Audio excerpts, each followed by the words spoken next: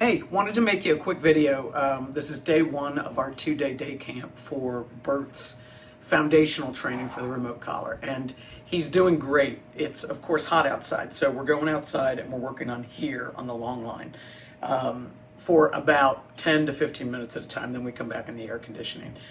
So we were relaxing in the air conditioning. I decided I'd go ahead and start also using the place command to help him understand, since he understands the place command very well. His compliance is, here and there.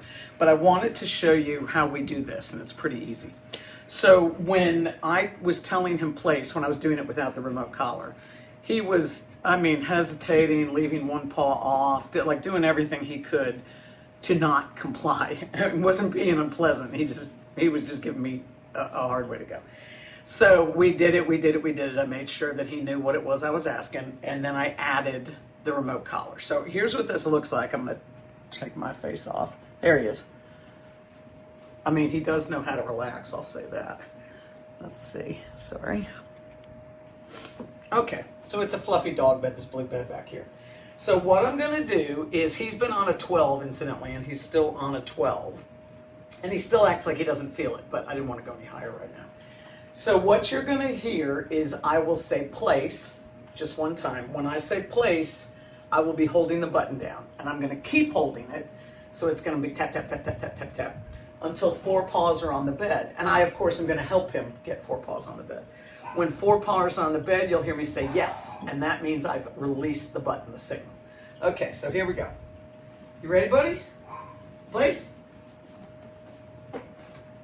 Yes. Good boy. So the remote collar has really helped with his compliance. So now I help him stay on.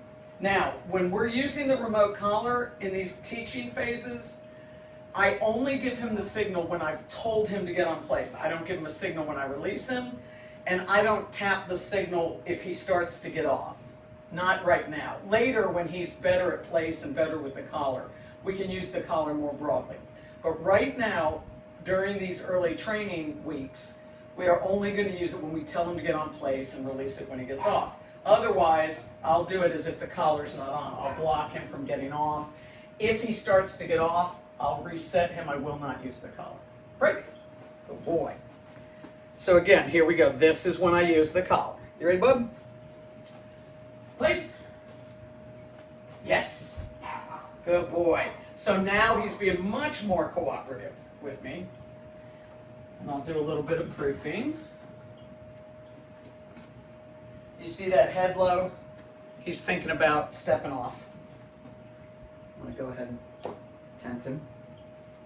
So like I said, if he starts to step off, I'm not going to touch the remote collar. I'm just going to help him. Now, like I told you when you first started doing place, when he understands place really well, I might tell him to sit or lay down. But right now, I prefer he do it himself. Good. So I'm actually just going to leave him on place for a bit and practice that. But it's that easy. That's what we're going to be doing. Just, it goes on with place when you say the command, and when 4 paws get on, you take it off. That simple. And we're always using the leash because we want to help him we're showing him, we're using the signal paired with direction. So he's learning with place, just like he is with here, with recall, that when he executes, he shuts the signal off. So, okay, more later. He's doing great, and he's being so sweet over here.